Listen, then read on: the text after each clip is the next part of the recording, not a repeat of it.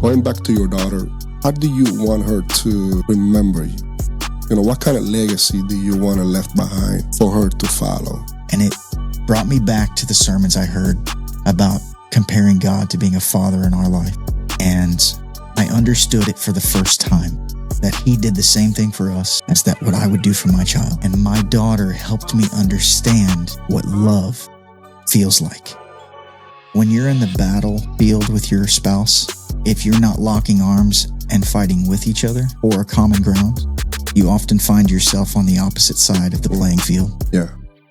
The problem with that is then you find that your children are stuck in the middle. And when you go to battle, what you're actually doing is destroying them. Yeah. And I remember the first time my daughter was old enough to understand what was going on. And my wife and I had got into a little heated battle, if you will. And I remember seeing the look on my daughter's face. And I'm telling you, man, that changed it all for me. Yeah. It made me, if anything broke the straw on the camel's back to change, it was seeing that little human being that looked at me as a hero.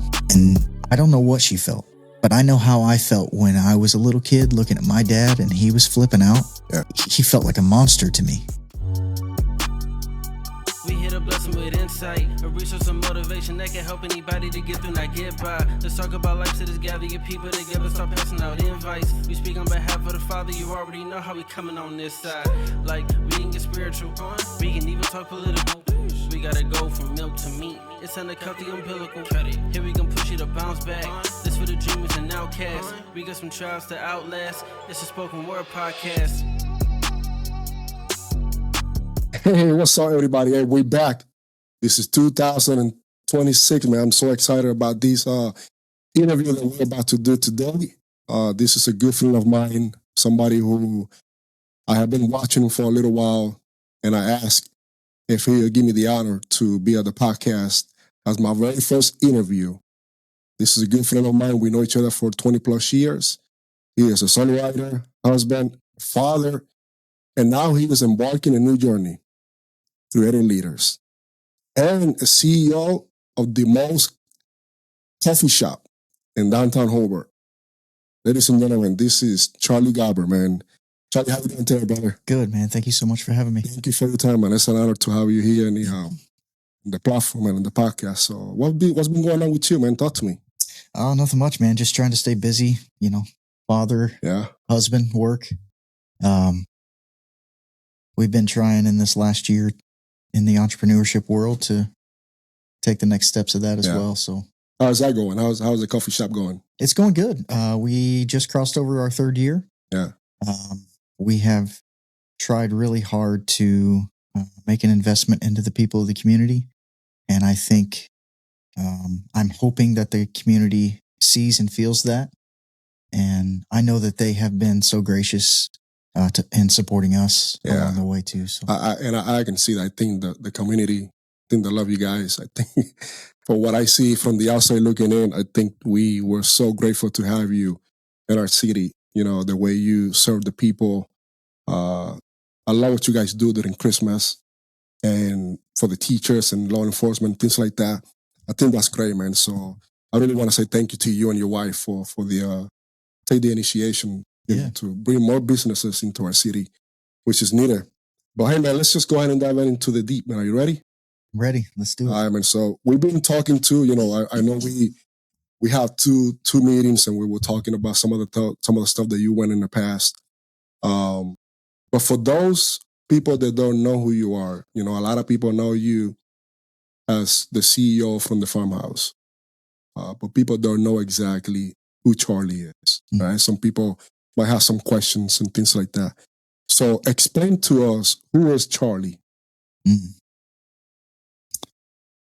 Well, I don't say this from a standpoint of victimization.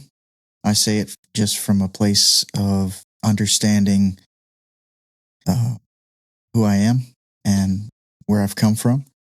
But to me, I tell everybody, especially in the business world, I'm a nobody from nowhere that's just been given an opportunity to try. And I have tried very hard to make sure that people understand that at each level that we've gone to, that we remember exactly where we've come from. And no matter how far we get in life, whether it be leadership, business, being a parent or father, wife, we remember exactly where we came from.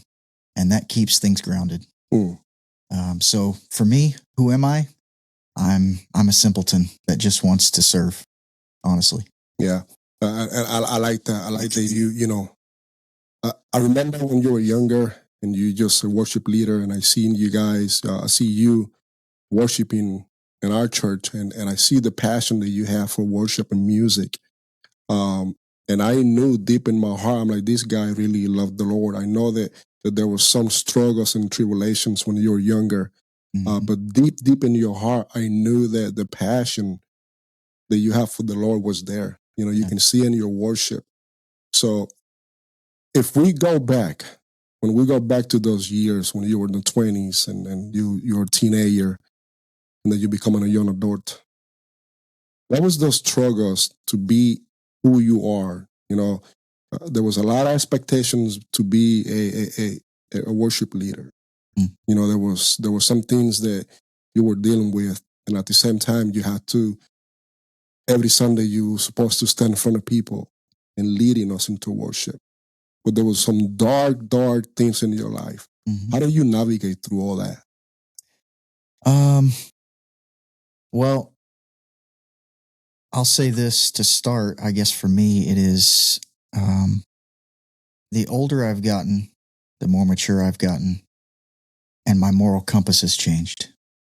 And so I can look back now, and as a matter of fact, I said this in one of my videos, and I think even when you and I first met to talk about this, I had said something along these lines, but there are situations in my life from my teen years and through my 20s that I truly have carried very heavily.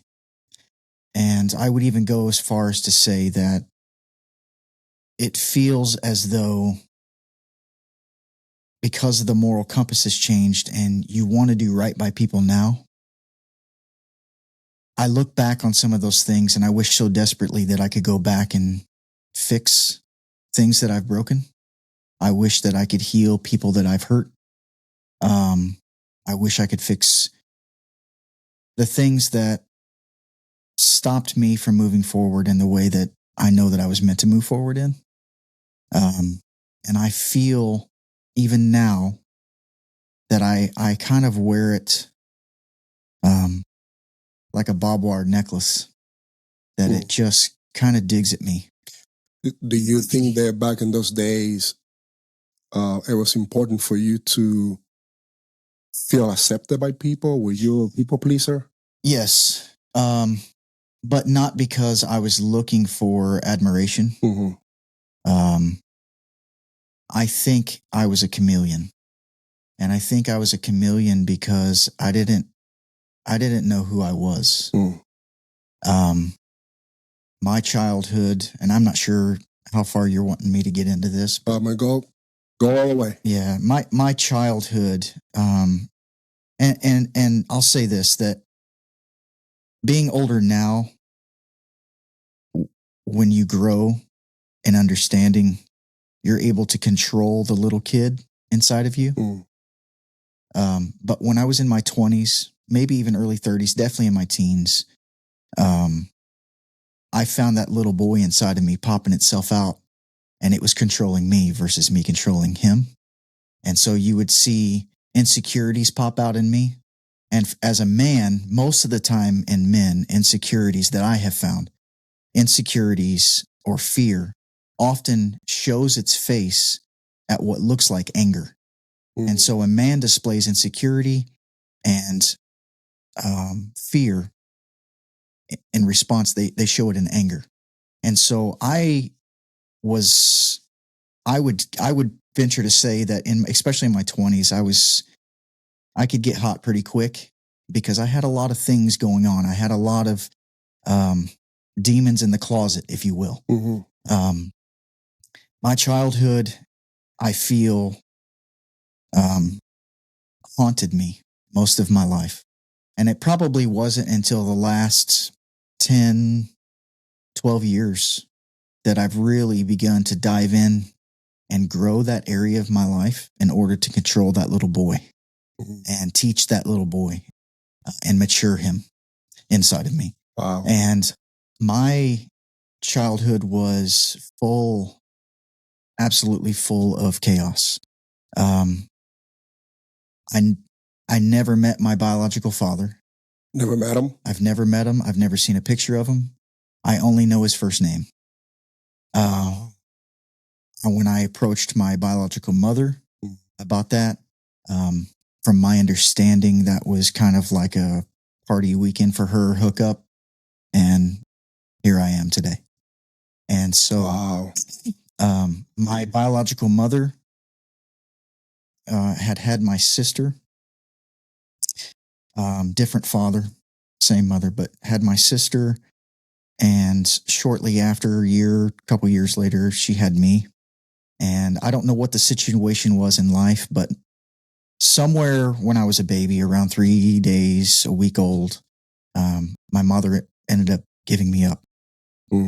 And the man that adopted me, I believe, was a friend of hers. And everything was really good in my relationship with him growing up until I hit probably the ages somewhere around 8 or 9 years old, 10 years old. And then there was a shift that happened. I'm not exactly sure what was going on in his life at the time, but there was a shift that happened to where he became overly aggressive, temperamental, real short-tempered. And then I started seeing behaviors start to pop out that were abusive. And by the time I was 15 years old, I was taken out of the home from abuse. But to rewind a little bit, when I was a child, I was probably somewhere around my daughter's age. My youngest daughter, she's 8 years old now. But I was probably somewhere between 5 and 8. I was actually molested twice. Once by a family member and once by a family friend. And that, at the time, it scared me, but it didn't traumatize me at the time. That seed of what happened to me that got planted into my life took time to harvest. And it wasn't until later on in my years that started to poke its head out. I could not be around certain people, certain characteristics and men. And if I noticed that character in another man, because of those situations and because of my adopted father's situation, I would completely close up. And that little boy would poke its head out. And I dealt with that most of my life. Insecurities, self-worth, damaged. Yeah. And like I said, by the time I was 14 or 15, I was taken out of the home from abuse. My dad would put his hands on me pretty regularly. Verbally and mentally, things were very rough. I've had guns pointed at me by my adopted father. It was just very rough. And things that a little boy, even a teenager, should never experience. And something that I felt was stolen from me as a child that I think has affected me my whole life is feeling like I'm enough.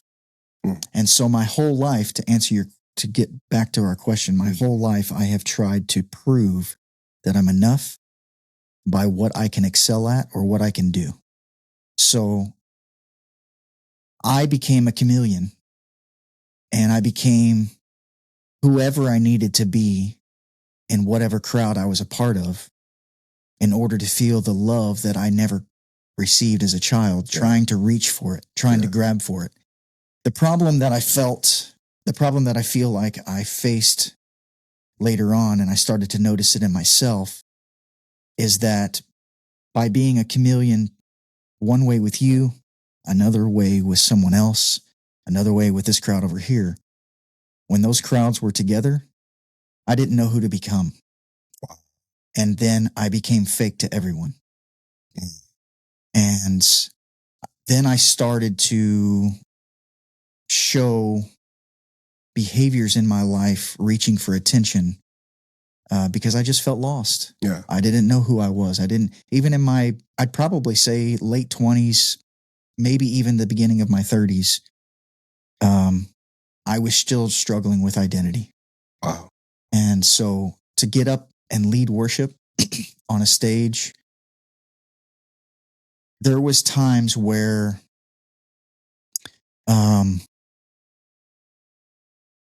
I could be full blown in a sinful situation 2 hours before I got on stage to lead you into worship.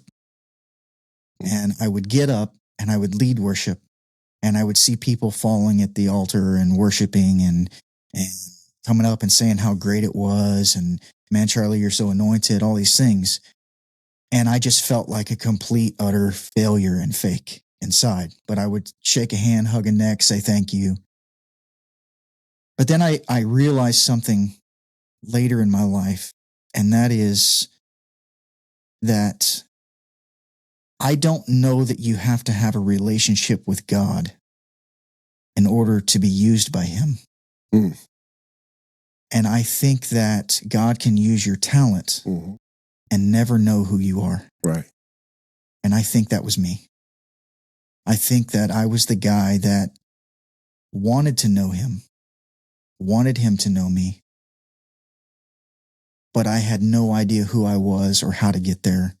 And I did not have the tools to know how to be the man that I needed to be for the family that I had at the time and for the people that I was given the opportunity to lead. Looking back on those things now, I say that I wear it like a barbed wire necklace, and it digs at me because when you mature, and again, when your moral compass changes and your values change, there are going to be people in my life, and I've come to understand this, respect it, and accept it, that no matter how much I change, no matter what I do to grow, I'm always going to be a villain in some people's eyes. Yeah.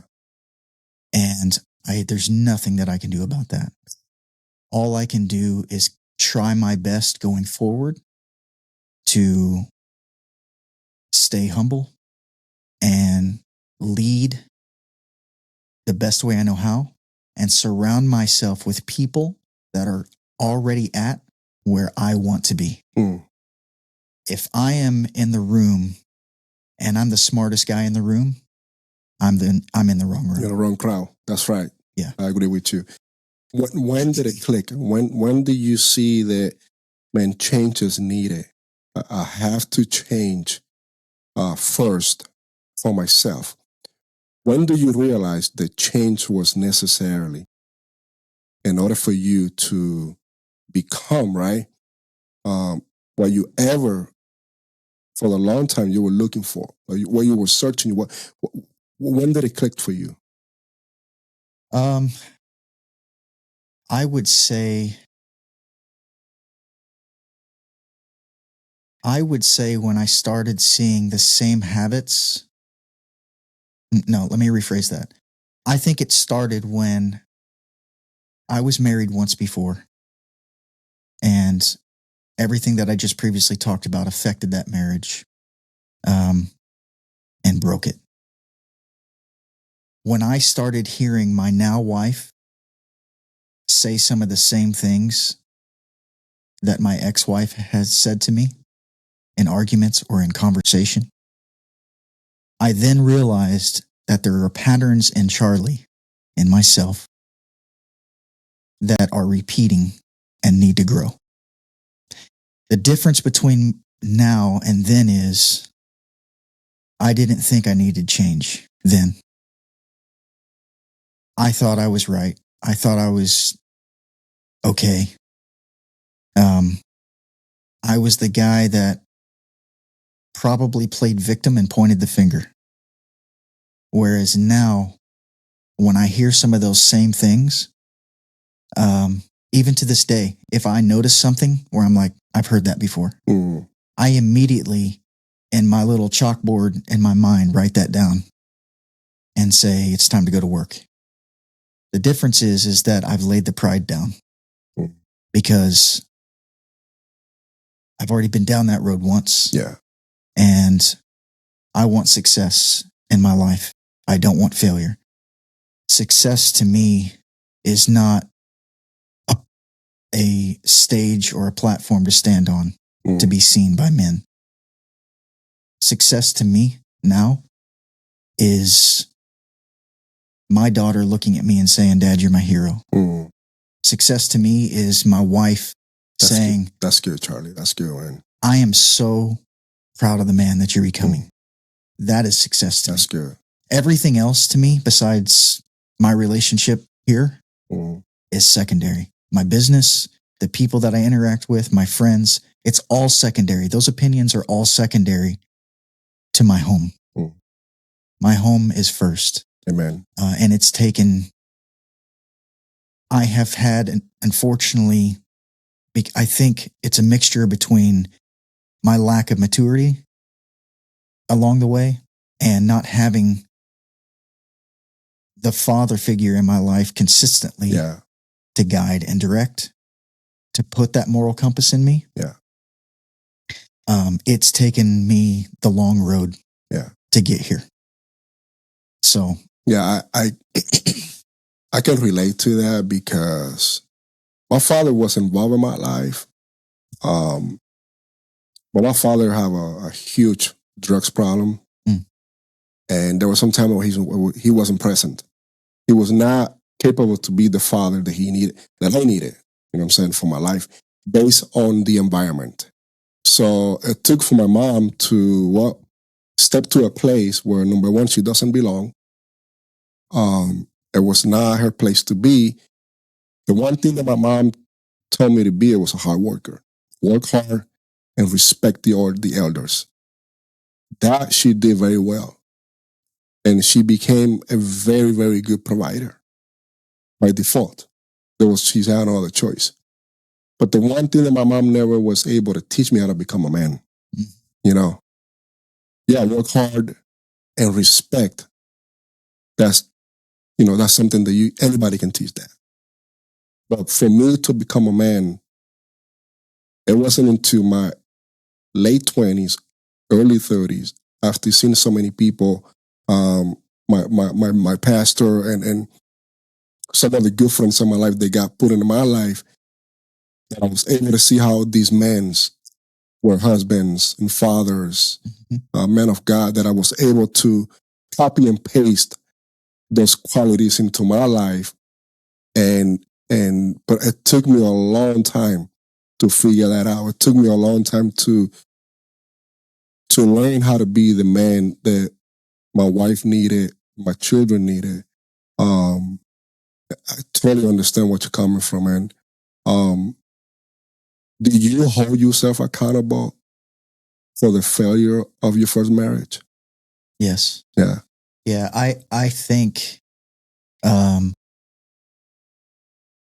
of most relationships that I look back on and wish that I could help heal, that would be one of the top ones. Not from a place of restoration between her and I, but from a place of, I know what chaos did to me as a child, and I know how long it's taken me to get past it. And we as adults, I believe, can absolutely cause trauma in someone's life. and allow them to carry that trauma into their next relationship or their next job, or their next marriage, whatever the case is.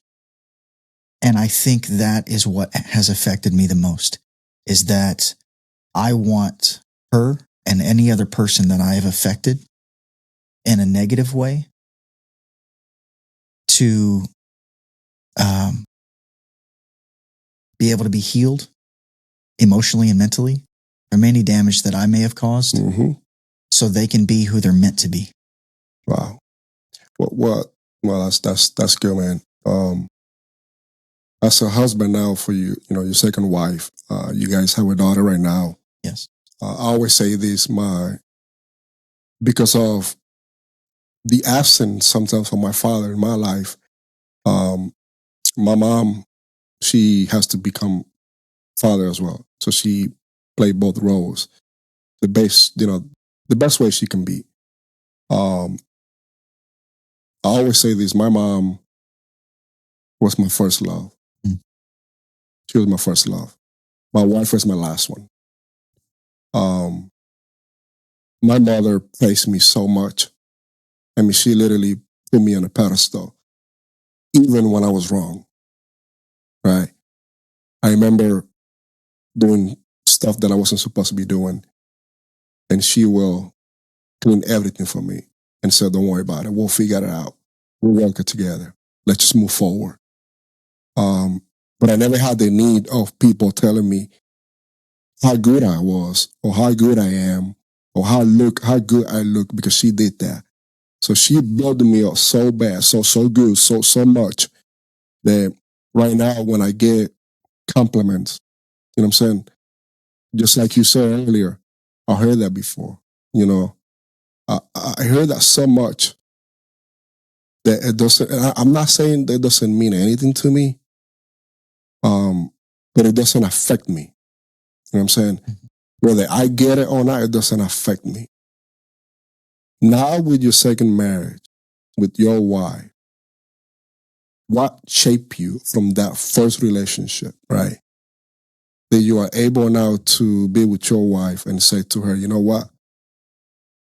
Because I say this, a lot of people, it's something that I read in one of my books, my devotional that I'm reading. A lot of people marry people. They marry somebody who they can be happy with, instead of marrying somebody that you can suffer with. Because everything is good and well when things go well. But what happens when things go bad? Who's going to be with you, suffering with you? I'm glad that I found somebody who can suffer with me, right? So when things go our way, we can also celebrate together. I believe you find somebody who was able to pick you up and in some way, somehow help you, right, to become the man that you needed to be for her first, before your daughter came along. Now, if I'm not mistaken, she already had her daughter. Yes. Right? So when you came to this relationship, I mean, there's two women, there's two female. Now you come in here. What was that for you?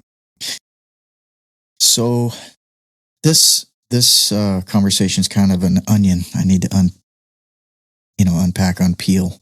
Take your time, man. But to answer the last portion here, what was it like walking into a relationship with a woman that already had a daughter? By the time that I walked into the relationship with my now wife, I looked forward to fatherhood. I was at a place that I desired it. Mm-hmm. I wanted to be a father, and I embraced it. So as far as her daughter goes, which I consider my daughter now, that was a very easy transition for me, I think. The hardest part for me, I think, was having to balance another man in the picture, because she had to communicate with her daughter's father. that situation was a growth opportunity for me, because I found myself oftentimes, because of the things that I walked through in my last relationship, when she would have to communicate back and forth, that little boy would pop its head out again of insecurity. And I can't tell you how many countless conversations I had with her, like, silly things like, why do you have to even have his phone number? I mean, it was silly things. So there was still major growth opportunity settled inside of me that needed to grow. To answer your question, whether or not she was somebody that picked me up and pushed me forward and things of that nature, I think that she also, if she was sitting in this room, would tell you that she did not have it easy. She's coming here too, though. I'm going to have both of you guys here, for sure. She did not have it easy.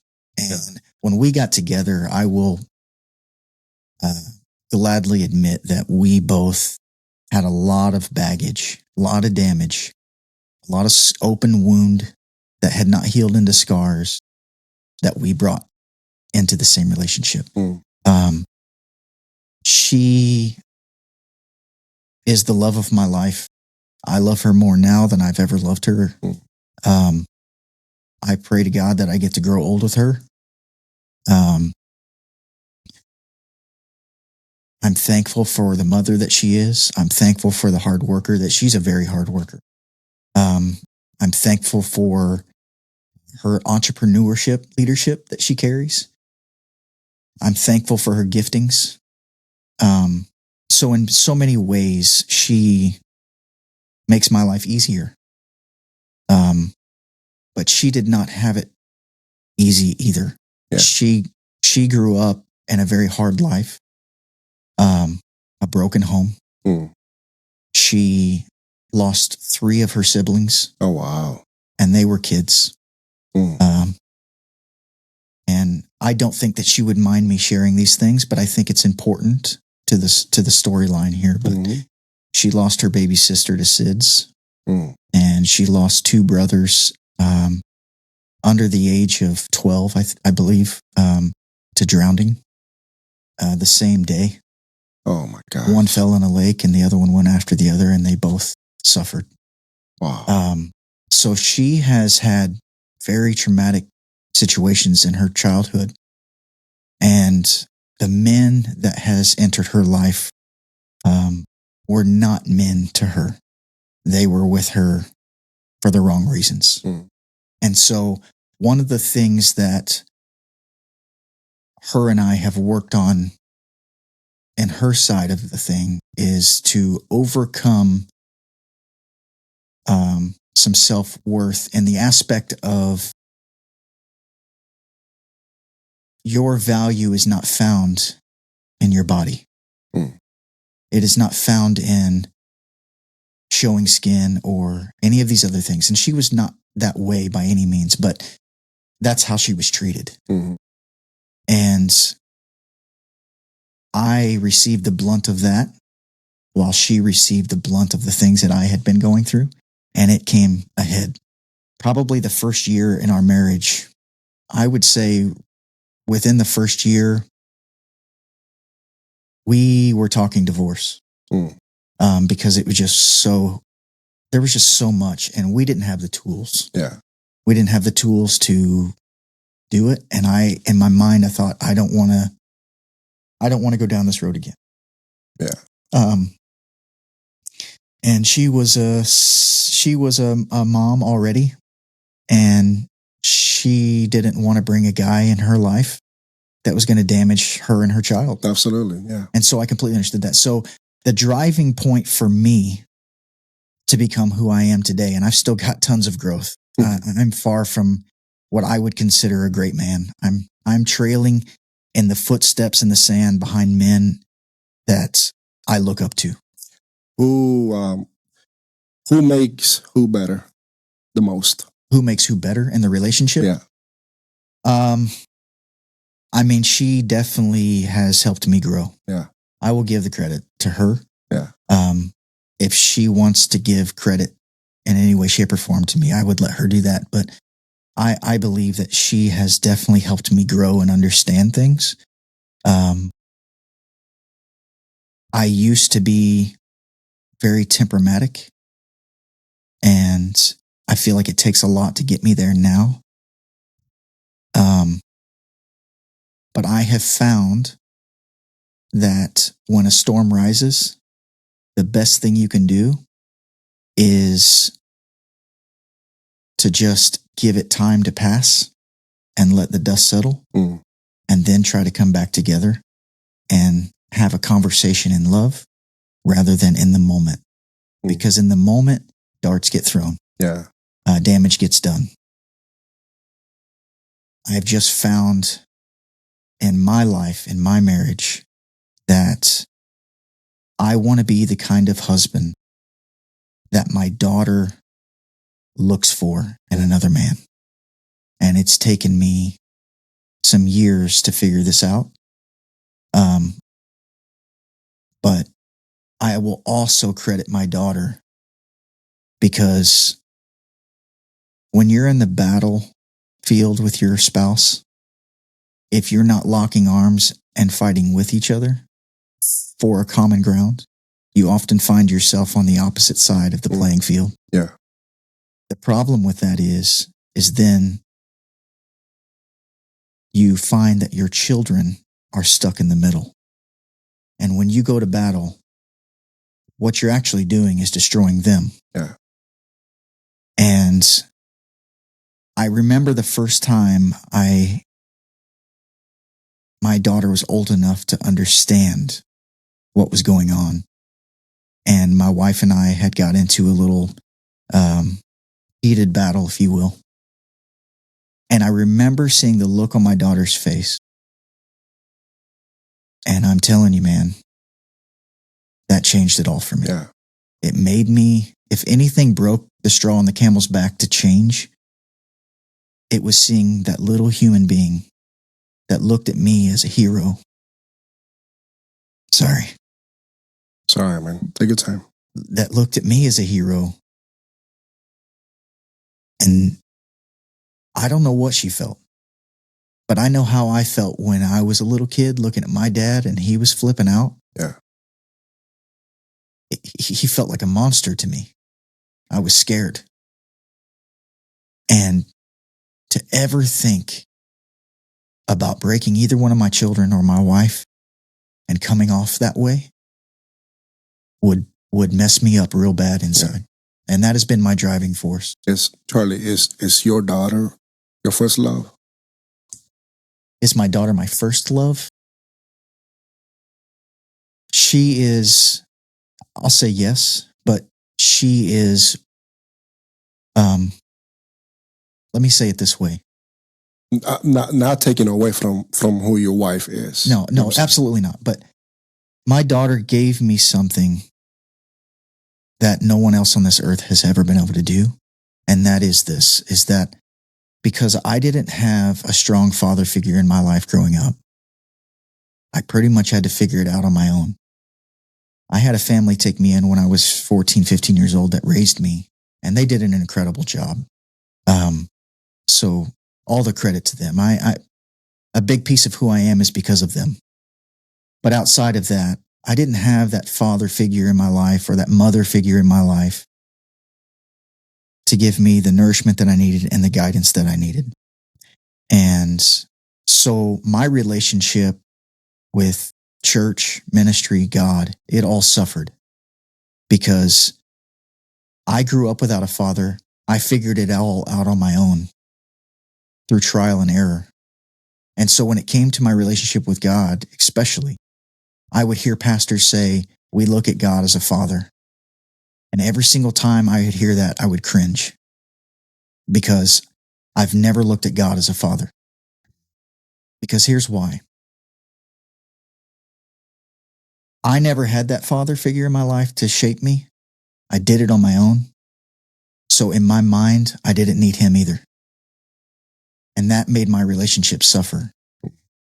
It wasn't until my daughter was born, I watched my daughter be born. As soon as I saw her and I heard her first cry, I kid you not, I felt a love that I knew instantaneously I would die for that human being. Wow. And in that same moment of me thinking I would do anything for that child, I would die for that child in a heartbeat. That's how much I love her. In that same moment, I felt God prick my heart and say, the same way you feel about her is the same way that I have felt about you, and I've tried to get you to understand your whole life. Mm. And it changed the momentum in my life. It shifted something in me to understand fatherhood. And it brought me back to the sermons I heard about comparing God to being a father in our life. And I understood it for the first time, that he did the same thing for us as that what I would do for my child. Mm. And my daughter helped me understand what love feels like. Wow. For the very first time in my life, I've had many people, even the family that raised me, say, I love you. Yeah. And I would appreciate it. It touched me. But when my daughter said it, because she's my flesh, she's my blood, she came from me, it helped me to understand for the first time in my life what love actually felt like. And even to this day, the first night that she was born, I took her out of the little crib thing that they put her in, and I was sleeping on the couch while my wife was in the hospital bed. And I took her out and I put her right beside me and I held her all night long. She has literally slept with me every single night since the day she was born, outside of going to her grandparents' house or something. Even to this day, when we go to bed, she always curls up next to me and says, Dad, will you hold me? Mm-hmm. And my wife and I are very okay with this because we know the season will end. Mm-hmm. But she has offered me something that I've never felt before, and that is a couple things. What love truly feels like, but almost as equally as important, she's allowed me to feel what it feels like to feel safe. I've never felt safe my whole life. I sat in a counseling session some years back with my now wife, and we were several sessions in, and the counselor looked at me and said, Charlie, she stopped us mid talk. And she said, can I ask you something? And I said, sure. And she says, have you ever felt like in your entire life that anybody has truly loved you? And I sat for a good, probably minute in silence. And I finally looked up at her and I just shook my head no, and I began to weep. Because that counselor had pulled back a piece of the onion in me that never has been revealed. I've never felt before. I've never looked that deep before. And I sat there and wept and wept and wept. And the only thing that she could tell me was, I'm so sorry. My daughter gave that to me. Wow. Wow. What's the biggest pain? What's the biggest pain that maybe a lot of us don't know that you have gone through?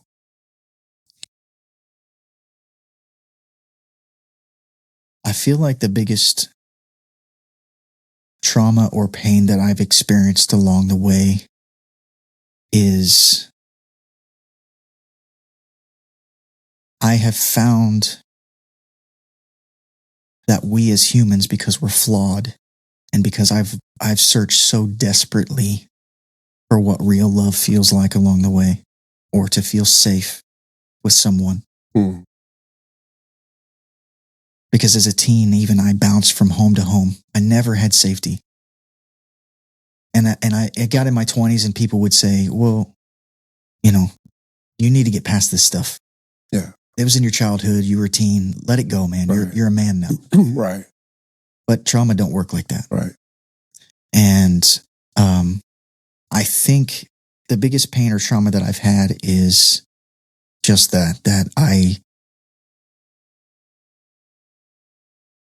I've just always desired for people to be genuine with me, yeah, and to love me for real.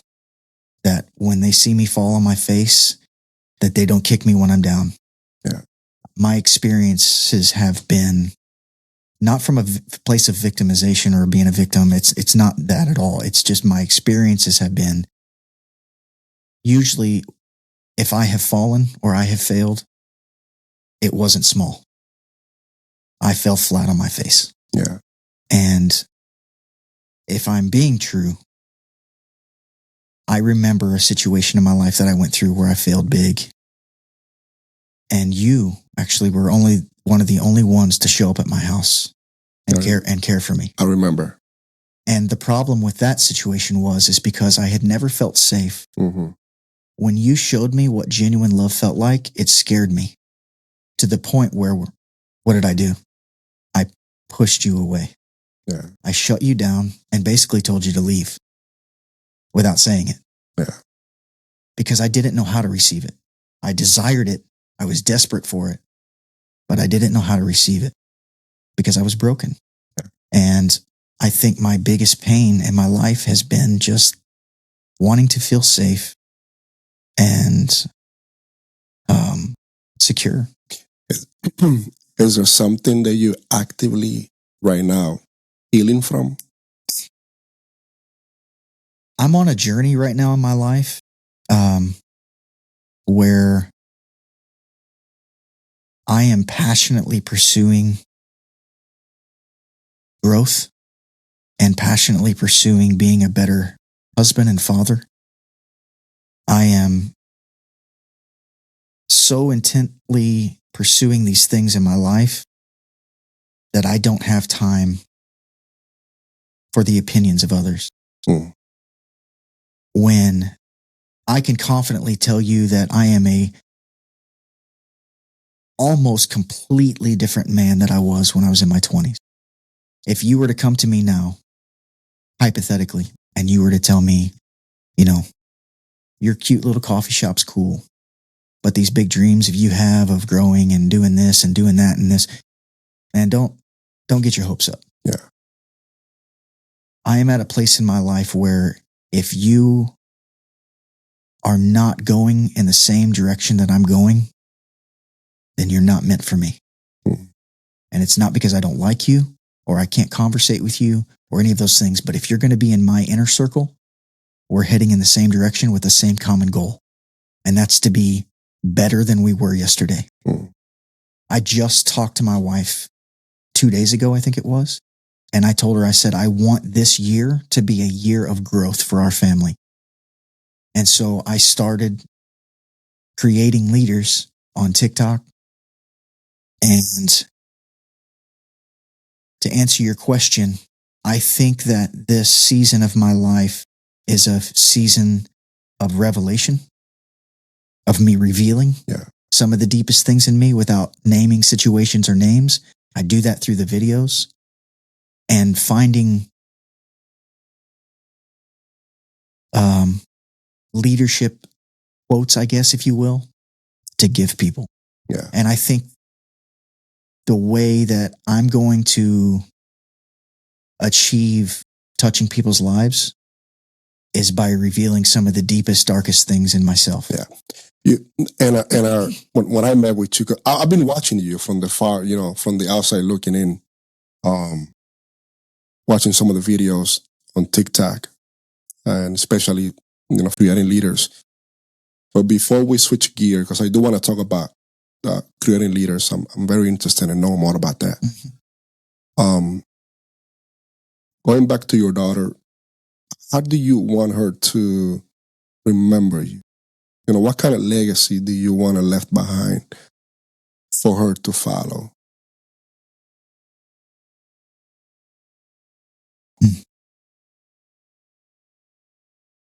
I think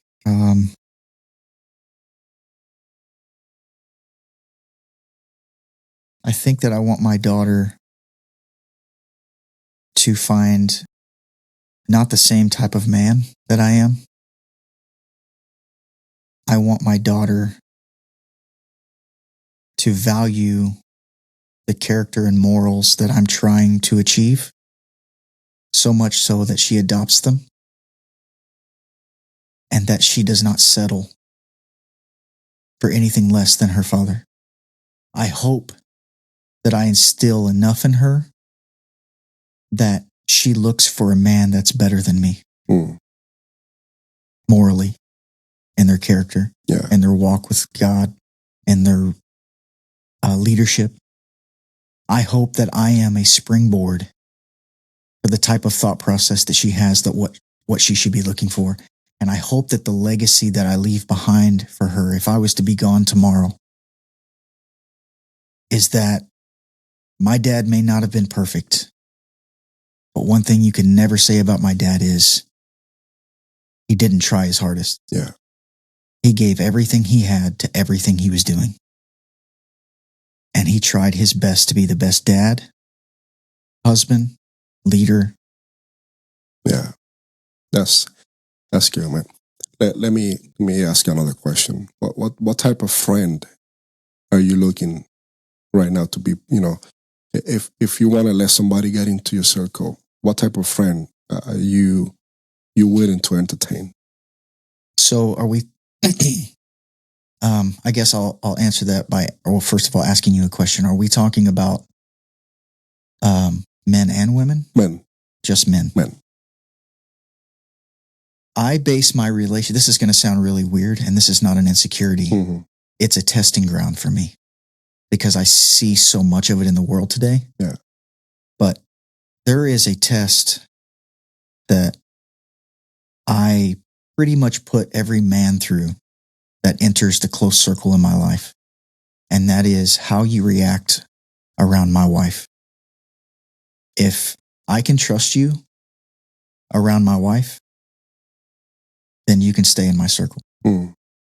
Because I know that if you have good enough morals and character not to cross a line with my wife, right, then you have good enough morals and character to have my back in any situation. And I feel that that is a very solid testing place for any man, because in the world that we live in, full of lust and consumerism, it's all about me and how I feel and what I want.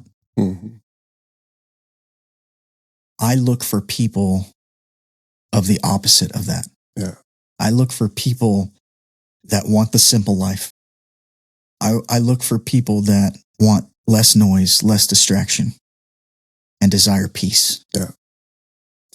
You asked me a question in our meeting, our first meeting, and you asked me if I knew what is my purpose in life, and even when I gave you the answer and I went home, I thought about what you asked. And for me, it's very simple. Like I told you, it's just basically elevate people. I'm a huge fan of winners. Like when somebody has victory, when God has been good to somebody and blessed them, and I see that they're moving forward with their life, I love that. I love to see that. I love to hear about, So when I ask you if we would like to be part of, the podcast for me to interview you, it's because of that, because I seen, I remember you, right? In your teens, early 20s, in your first marriage. I remember the conversation that we had at your house when I went to visit. Then I remember when everything fell apart.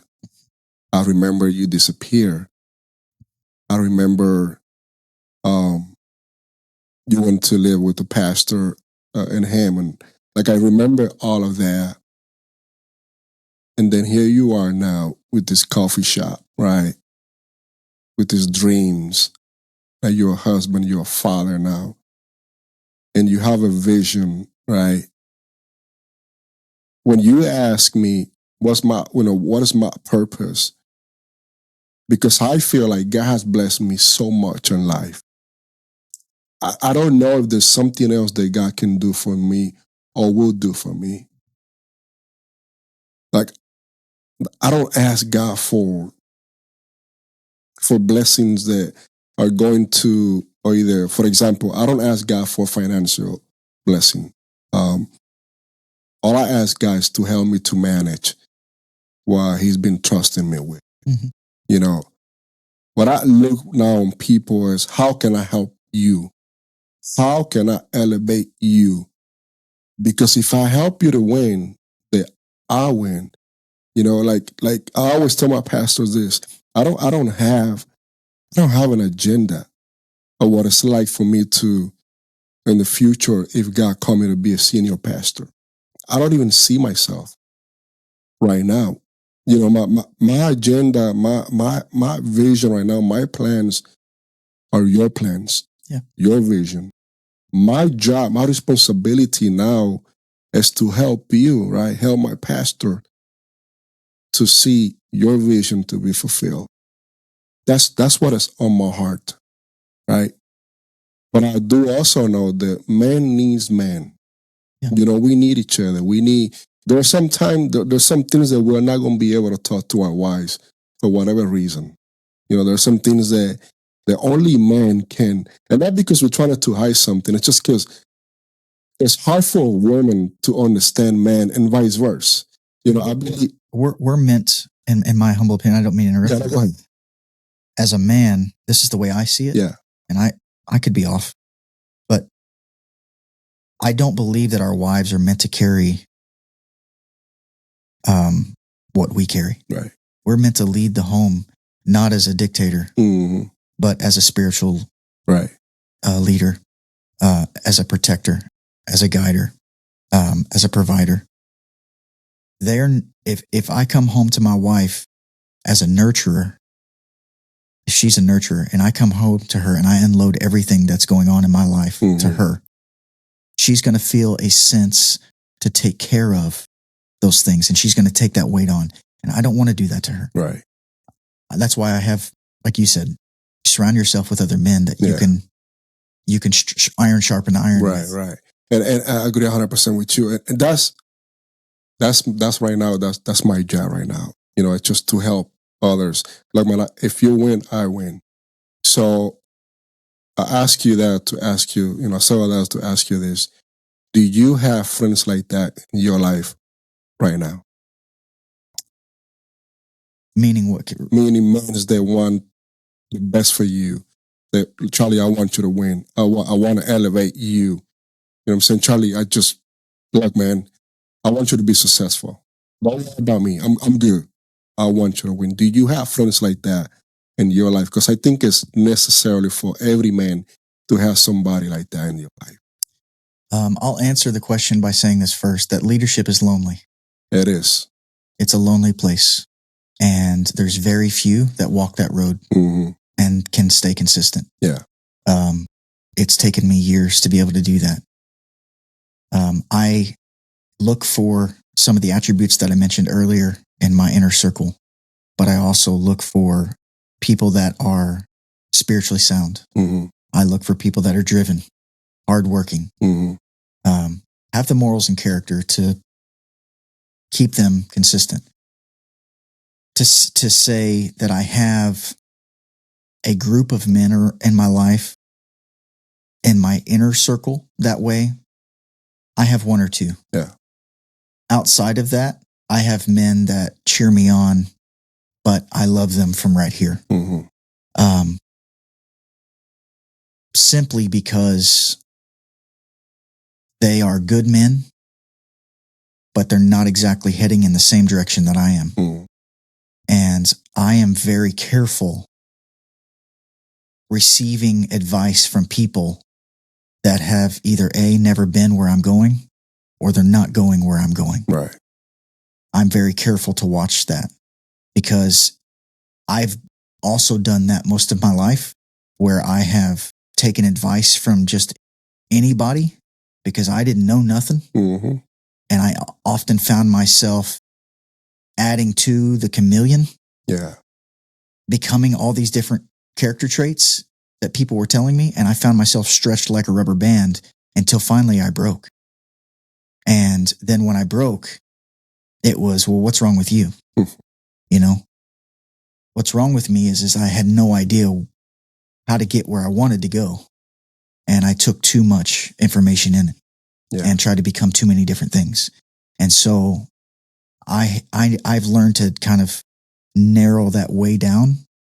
And I don't think a man needs more than one or two solid voices in his life. I agree. Outside of that, you can have a small group of men that you hang out with, but if you have 10 guys that you hang out with in a small group, you might have one or two of those guys that you sit down and actually take advice and listen to. Yeah. Well, talk to us creative leaders, man. What's all about? Yeah, so I started this. It's called Creating Leaders, Healing with a Purpose, or Healing with Purpose. And the whole premise of this, really, to be honest, is I wanted to encourage people in leadership, whether it's quotes or advice or whatever. But it is quickly also turning into what I describe this to my wife as kind of a therapy session for myself. I am able to, and I feel like I'm going to reach more people by doing this, but I am able to open up and show vulnerability of some of the deepest things that I've gone through. And by doing that, like just recently, I did a video with my daughter. Yeah, I saw that. And she actually came to me and said, she's been watching me do this. And she came to me and said, Dad, maybe we could do a video sometime. So that same day I sat down with her and I said, all right, well, let's talk. Let's come up with something. And I kind of wanted to approach it from both sides of the fence. I've come from a traumatic background. She has not. I've made sure that I've broken those chains, that I have this saying, and I say it a lot, but it's okay to be scarred. Yeah. But it's not okay to continue to bleed. Right. Because when you have open wounds, you bleed on everyone around you, and you're causing more trauma and more damage to everyone around you. And so I've helped my daughter to understand. My daughter, I've told her some of the deepest things that's happened to me in my life. Wow. Even at 8 years old. And that's the kind of relationship that we have. Yeah. My daughter is so in tune with me that when she if she notices that I'm off, I won't say anything, but she'll notice that my character might be off a little bit. And she'll come up to me and she'll say something loving like, what's wrong, Dad? And I'll be like, no, I'm good. She goes, I know what you need. You need some love, don't you? And there's been so many times it's just melted my heart. Man. So we sat down, we came up with this thing, and we did this video just talking about, as parents, the greatest thing that we can do for our children is to heal from the traumatic things that we faced. Yeah. And then I had her come in and just sit down on my lap. And I said, the reason is because, she said, because we need you. Yeah. From a child standpoint, speaking to all of those parents out there saying, listen, here's a child's perspective. Right. These children, your children, they need you to be healed. They need this, the healed version of you. Yeah. They don't need the version of you that's continuing to bleed. I may have come from something traumatic, but it is my responsibility going forward to heal from that and be able to control that in me and not allow it to control me. Yeah. Well, skill, man. What are the gaps that you see in leadership in today's day?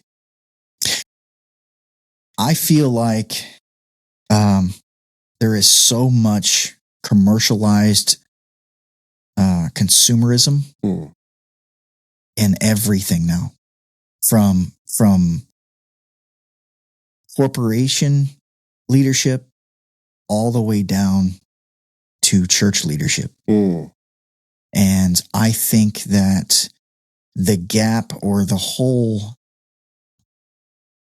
or the thing that I feel like we're missing in leadership today is being genuine. I feel like we're trying to sell everything. We're trying to sell ourselves. We're trying to sell products. We're trying to sell just everything that we do. It feels very commercialized. It feels very salesman. Yeah. A lot of churches you walk in today, a lot of modern churches you walk in today, you sit down and you hear, and listen, the church that I attend, we have some of the same structure, but I think it's the character behind it that makes the difference. But you walk in, you get your coffee, you are being sold some snacks, you go in and you sit down, you listen to 4 songs. In a lot of churches, you hear ministers that, in my opinion, are not preachers, but motivational speakers that have become preachers. And so you hear a motivational speech for 30 minutes in exchange for what's in your wallet. And I think it comes off like a conference rather than entering into the holies of holies. Wow. And I think that is the leadership gap that we are missing in today's church, is that we need to stop worrying about the lights and the sound and the smoke and the fog and the best commercialized songs that we can play on the stage. And we need to get back to the heart of worship. We need to, and I'm not just saying that for the church. I'm talking about us as leaders across the board. Even if you're in the corporate world, we need to stop. Like I get the word I guess you can use in today's term is cringe. I get cringed out when I hear the word, I'm so excited. Yeah. I get cringed out by that. So is that how you feel yourself as a songwriter, as a worshiper? Like I see all these groups right now, there's a lot of them out there. I don't want to mention any names, but do you feel like when you used to lead worship, what changed to what it is now? So there's a thing here, and I've had this conversation with people. You could go back to the early 2000s, 90s worship, where some of these bigger groups started to form, and they've blown up into what they are today. But you could go back then and say, well, they were trying to write hits back then too. Fair enough. But there were also songs being produced back then that you can tell were just trying to reach the throne room versus trying to get you to bob up and down on your feet like we hear today's worship. I feel like a lot of worship today is trying to write the next radio-ready hit versus trying to actually get God's attention. A lot of verbiage in worship today is about me versus exalting Him. And I think that is a massive difference in the genuineness of getting God's attention versus you're just playing music. The right chord structure with a secular lyric can give you goosebumps. The right chord structure with secular lyrics can give you goosebumps because of the tone of the music. It's the lyric that is so desperate for a relationship to exalt Him that makes all the difference. Wow. When we are writing songs that are looking for Him to exalt us or touch us or make us feel good, I don't believe that's throne room worthy music. I don't believe that you're tearing the veil to get into the holies of holies with God with that kind of lyric. Wow. And I do think that we have over commercialized everything, music, ministry. And I think the biggest thing that we need to rethink as leaders is, even in the corporate world, stop trying so hard to sell. Yeah. You being you and the genuineness of your heart will sell just the way it is. When I started creating leaders, I told my wife this. I've told people that have watched this. I have a friend right now, and I just started 2 weeks ago, 3 weeks ago. And this person came up to me and said, man, dude, you're getting all these likes, you're getting these follows, you're doing, what do you, man, I just don't understand. And I'm like, the only thing that I can tell you is I don't care about any of that. Right. I could care less if I get any, I don't care about any of that stuff. Right. What I care about is that the quality of what I'm producing to put out for people to see comes from here. It doesn't come from here. And until I could put out 20 videos a day that come from here because I'm selling you something. Yeah. We've been trained in this culture to do that. But I will wait and I will settle into something that I feel like this came from my heart. Amen. Charlie, what makes sense to you now that maybe 10, 15 years ago didn't make sense? Into what? What do you mean? Is there something right now in your life where you're at right now? What makes sense to you now in terms of who you are now and where you're going? That maybe 10 years, 15 years ago, you didn't have no clue. I think for me, it's just a matter of I didn't know who I was then versus I know who I am now. And when I was younger, I was timid. And I was the type of, and I'll refer to it as an animal, like a dog. A timid dog being abused will tuck its tail and back its way into a corner. But after a while, after some time of trauma, abuse, things of this nature, and the scars, the open wounds become scars, and those scars become calluses. After a while, that dog no longer pees on itself and tucks its tail in the corner. It starts biting back. The difference here is that I'm not operating from a place of protection anymore. I'm not operating from a place of trying to prove myself anymore. I've been through a lot. I've been scarred. I've got plenty of labels to put on me in a negative way. I operate my life from a place of confidence. When David went to fight Goliath, one of the things that stuck out to me is that all the other men were twice his size that were soldiers. They were warriors, and they would not face him. But David did. It was the willingness to step out and do something, even though you're scared to do it, that set him apart.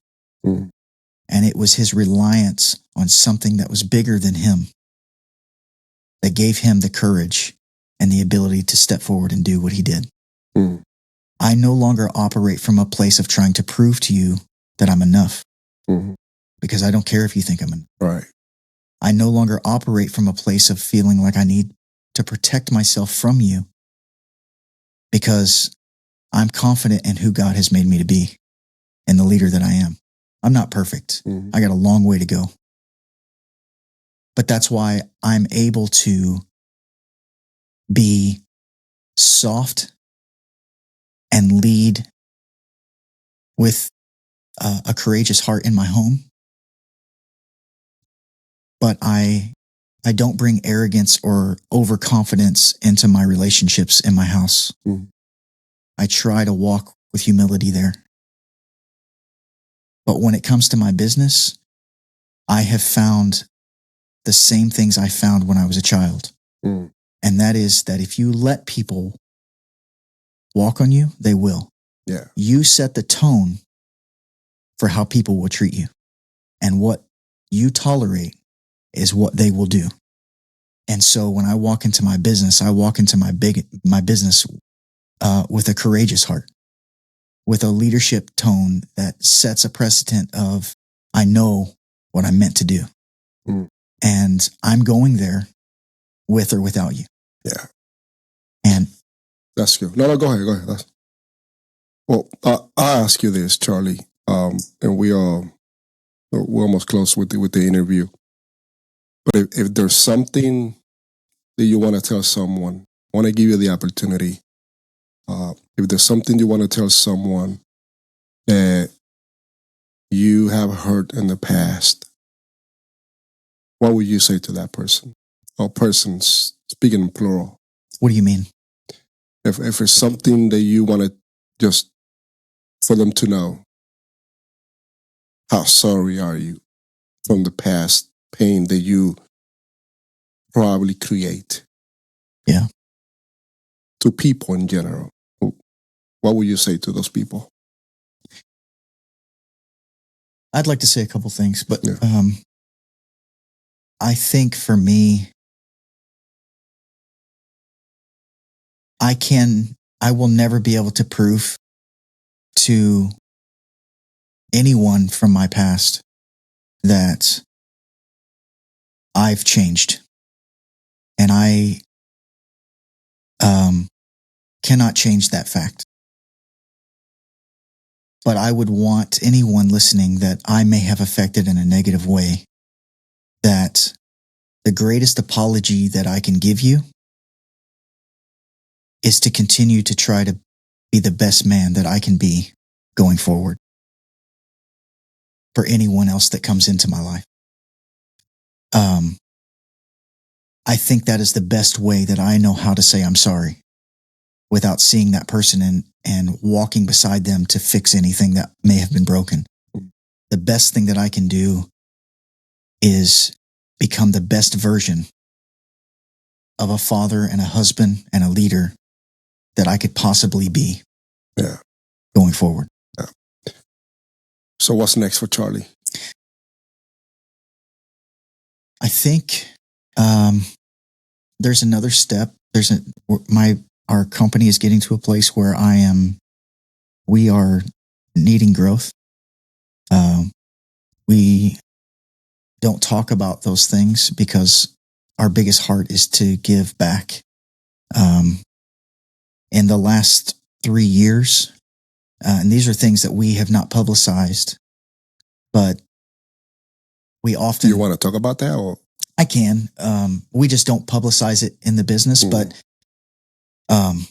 in the last 3 years, because of the support we have gotten and our heart to give back, we have been able to give 2 vehicles away to families in need. We have been able to host, and again, all of this is due to the support that we receive. Mm-hmm. My wife and I, our team, we are simply just the hands. Yeah. It's been the people that have provided. But we have done a Christmas event where we have been able to, and a lot of people know about this, but we've done a Christmas event each year where we've been able to give away toys to needy families or families in need, to over 300 families each year. We have been able to write checks to help people pay their rents. We have been able to write checks to families that didn't know how they were going to make it the rest of the month. Mm. One check that we wrote in particular was a family was quite literally about to lose their house. And because of the people in this community that have supported our business and our heart to serve, we were able to write a check to that family to save their house, at least for that month, to get them through to figure things out. It absolutely cleaned our business account out in doing that. Yeah. I mean, it put us at zero. We didn't know how we were going to get product for the next week. Luckily, things ironed out, but we felt in our heart that was the right thing to do in that moment.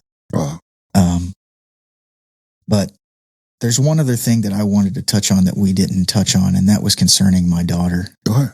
And that is just, maybe one day she'll see this.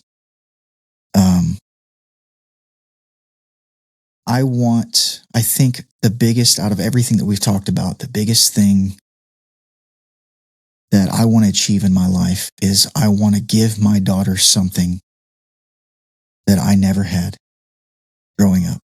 And it's not stuff. I want to be able to give my daughter the sense that she never has to worry whether she's going to get her next meal,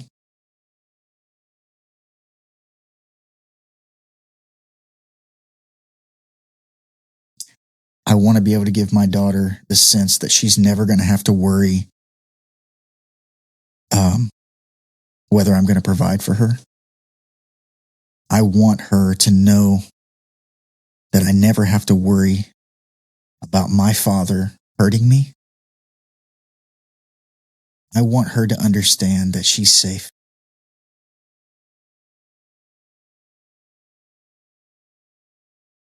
And my biggest driving force for the business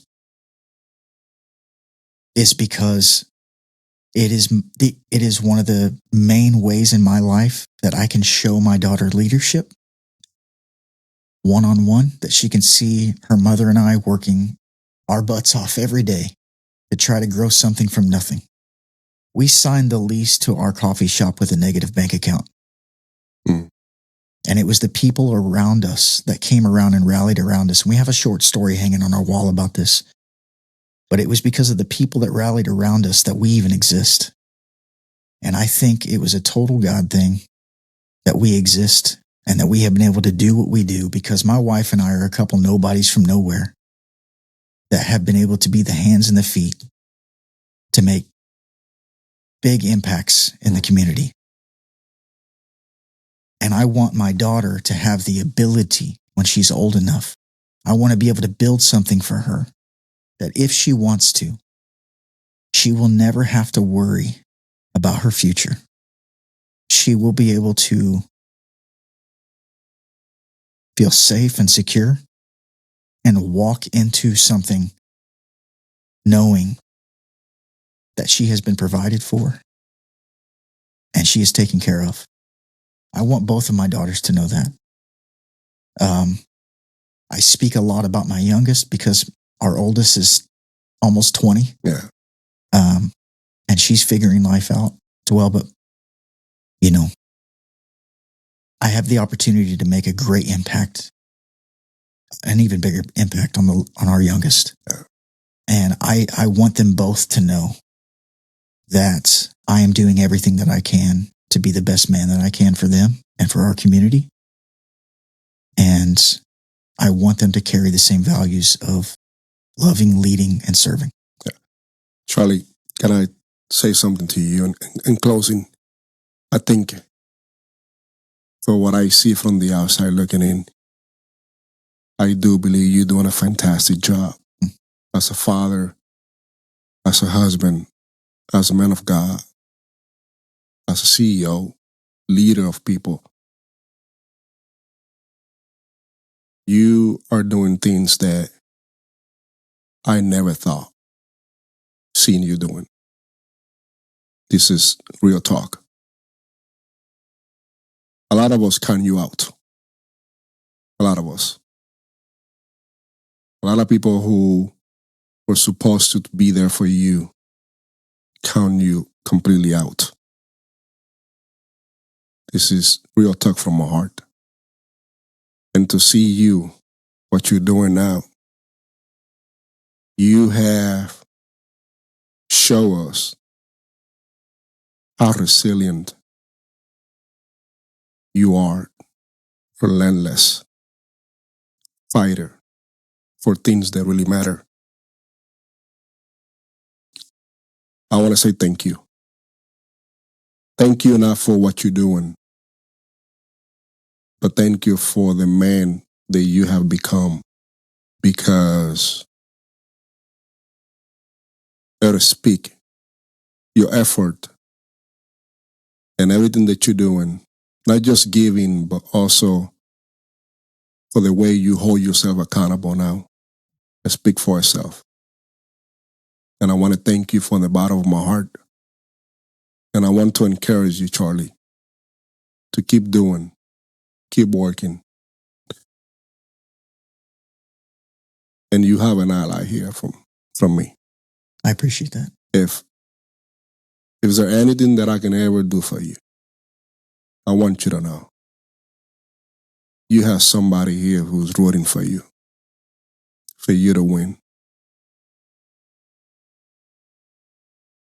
Because I know the trauma, but I'm more excited and fascinating for the way your life has turned out. So don't apologize for that. I appreciate that. Because you went through a lot. Well, I have a saying that says, growth is the reason, but people are the purpose. Yeah. And my family, my wife and 2 kids, that's my reason. That's my purpose now. Thank you, Charlie. Appreciate you from the bottom of my heart. In this community, thank you too. Thank you. I know we love you, and we are so thrilled to have you be part of Hobart. And to you and your family and your wife and your daughter, more successful and blessing. This has been good, man, and I really appreciate your time sitting here with me and open up your heart. Absolutely. And talk about all these things. This is Charlie Gabbard, man. Thank you so much. See you guys later. Woo!